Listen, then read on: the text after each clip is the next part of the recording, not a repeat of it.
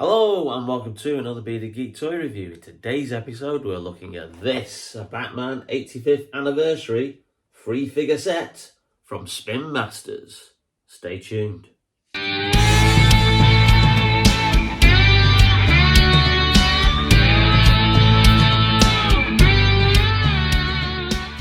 Welcome back to the channel, and in today's second video of the day, oh aren't you lucky you people, you can tell it's your day off, can't you? We're looking at this Batman 85 years anniversary set that features free figures from various different movie eras of the Caped Crusader. And they're in the 3.75 inch scale, and they're produced by Spin Masters, who have the current license for that scale of DC characters. Now, just out of interest, I have done a video on the recent announcement from Mattel Toys that they have bagged the DC license. They've got it back after losing it around about 6 years ago. I think they lost it in 2019, and then McFarlane Toys and Spin Masters started making DC toys around about 2020. So yeah, so there's lots of speculation about what's going to happen to toys, action figures, collectibles, all based on DC comic book characters from even the comics, the movies, the games, TV, etc. But in the meantime, we have this lovely set. Now, I got this for the bargain price of £10.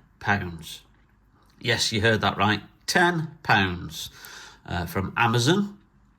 It was in an offer, and it previously been in an offer, I think, a couple of months back, just shortly before Christmas. And I'd stuck it in my basket and thought, oh yeah, I'll bite the bullet on that, because £10 for free figures in a collectible carded set is really, really good.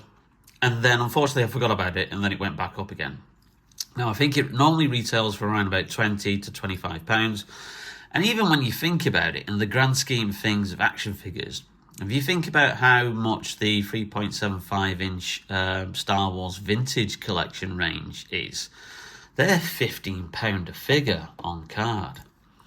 So even if you were getting this full price for £20 or £25, however much it is, you're talking Doctor Who B&M figure prices here.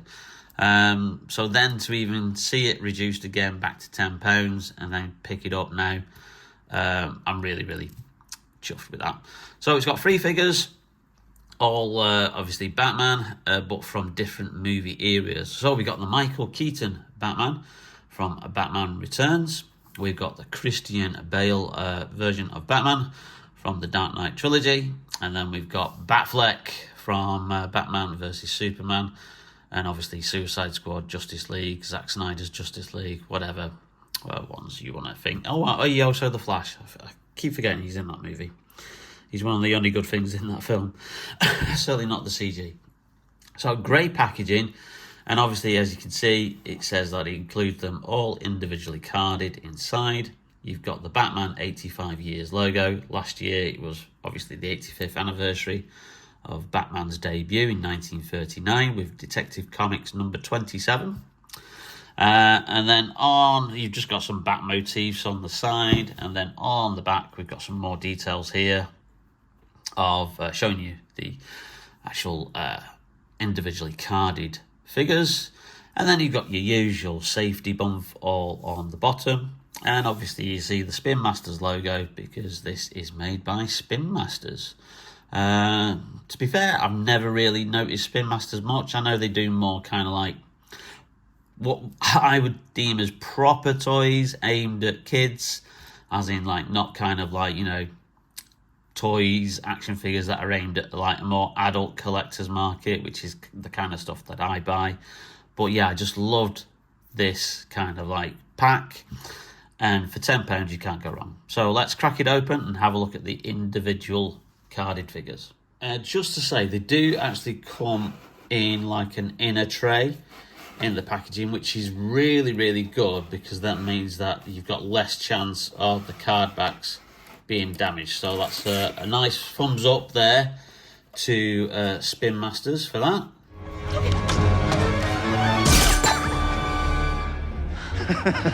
You missed. So obviously we're going chronologically, and we've got Michael Keaton as Batman from Batman Returns. Now, obviously the suit was slightly redesigned for Batman Returns, giving it kind of like these more squarish kind of like edges on the Batsuit.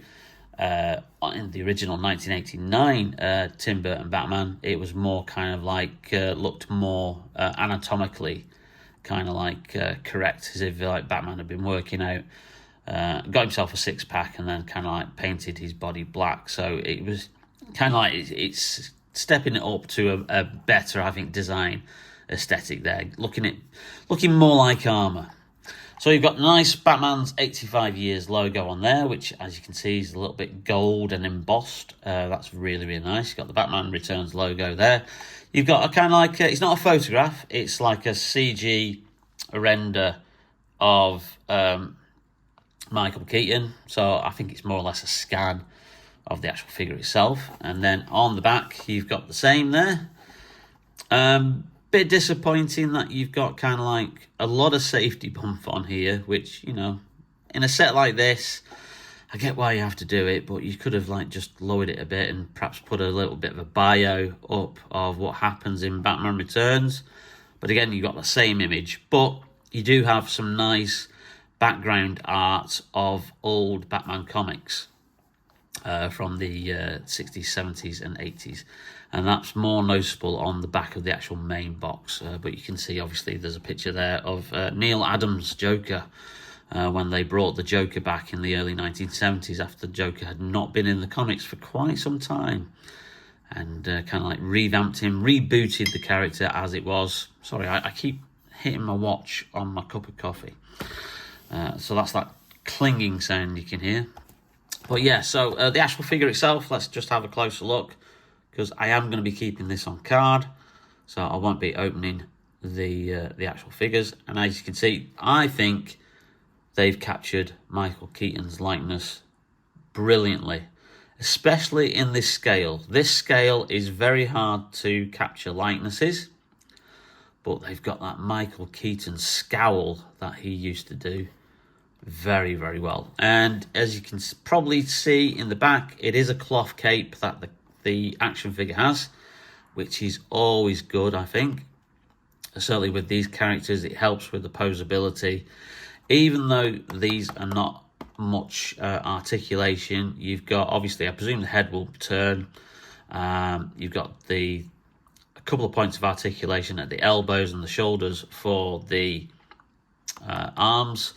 And obviously you'll have a articulation at the knees, and it looks like there's a bit of thigh hip swivel there, articulation. So it means that if you do open these, you could probably potentially put them in a couple of good poses.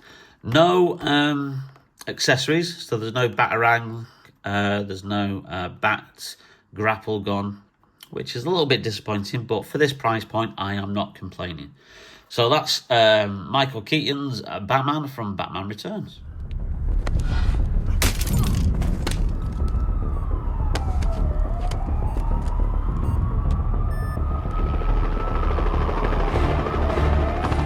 Next up, we've got Christian Bale as Batman from Christopher Nolan's Dark Knight trilogy. Now, it looks like this is taking the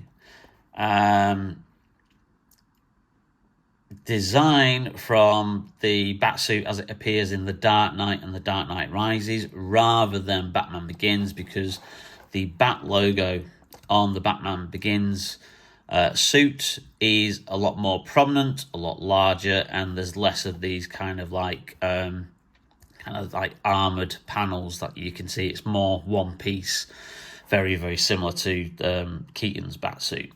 So they did redesign it for Dark Knight and Dark Knight Rises. So this is obviously the second version of that costume. Again, brilliant. You got the Dark Knight trilogy logo there. That very distinctive bat sign that they had for that trilogy of movies. 2 out of 3 ain't bad, is my view of the Nolan trilogy. Batman Begins is a really great introduction. It was the first Batman film that really concentrated on Bruce Wayne's story, which most of the other Batman movies prior to that had kind of like ignored. And I like that was the main focus of how Bruce Wayne became Batman. So, unfortunately, there's a little bit of scuffing there I can see at the side of the car back. That is a shame, but never mind. So, yeah, I like Batman Begins. The Dark Knight is a classic, one of the best comic book movies. I don't quite like the way it rushes the Two-Face story. I thought Two-Face should have stayed alive and his story continued into the third film. I think he would have made a great antagonist and far better than Bane. I've never been a huge fan of the character of Bane, even from the comic books. And I think the natural ending of The Dark Knight is where they capture the Joker. And I think that's where it should have ended. Then you should have set it up with the mystery of where is Harvey Dent.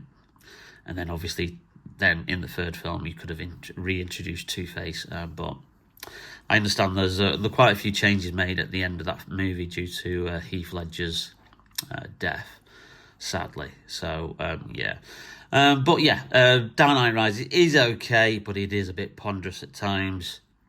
And I like the fact that it just rehashes the old some days you just can't get rid of a bomb routine from the Batman 1966 movie with Adam West.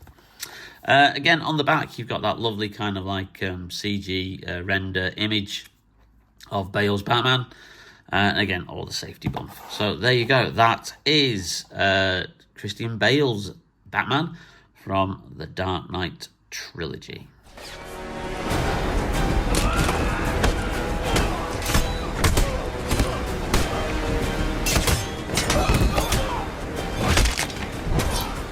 Well, here I am.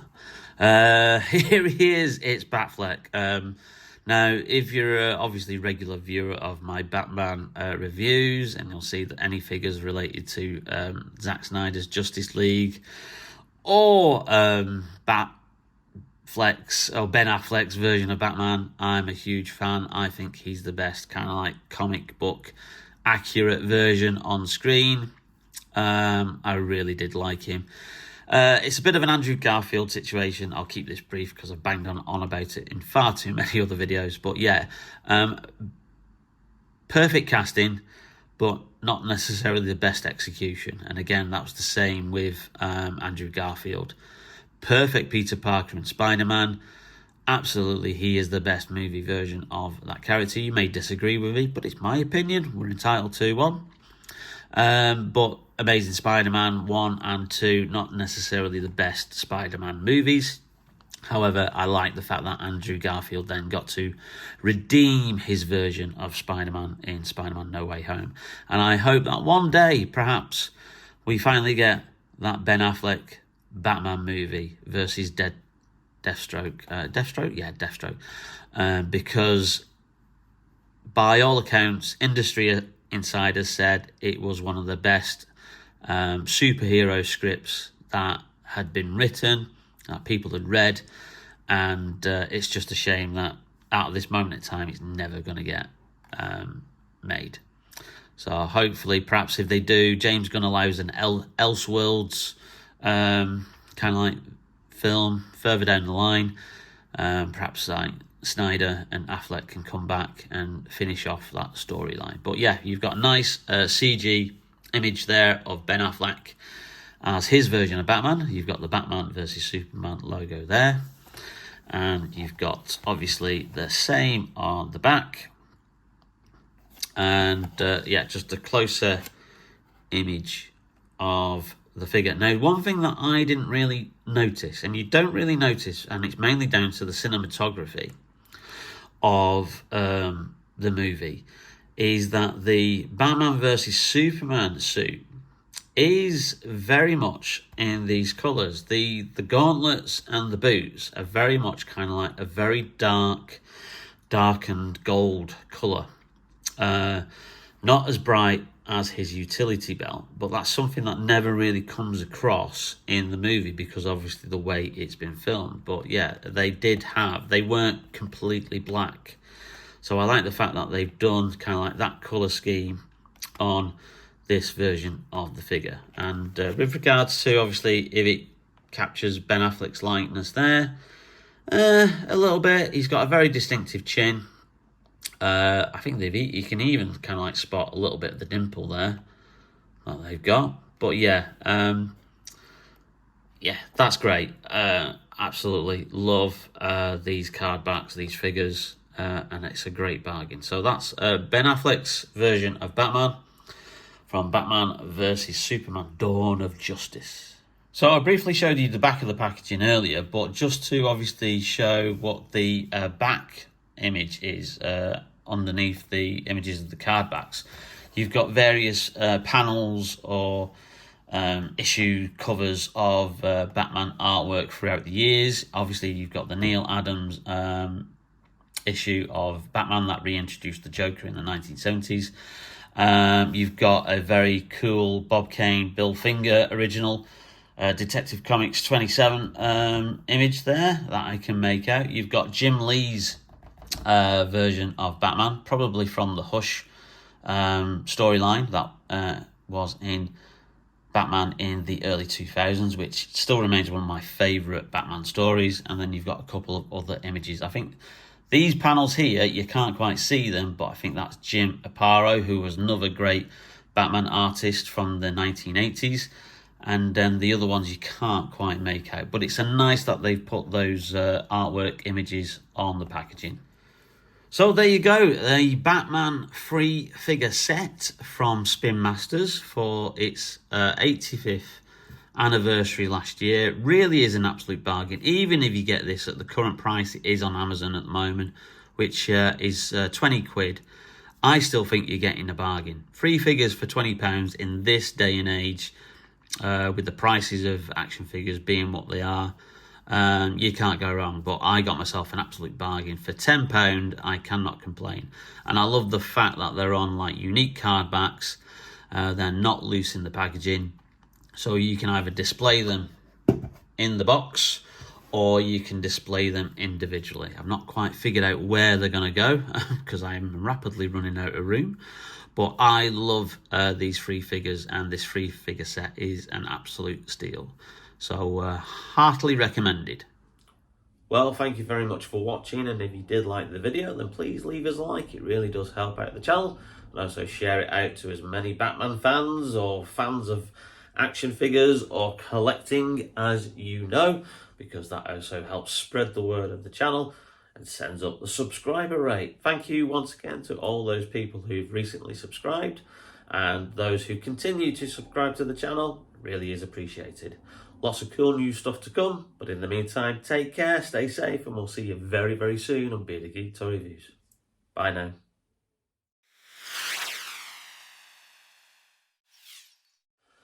Batman 85th anniversary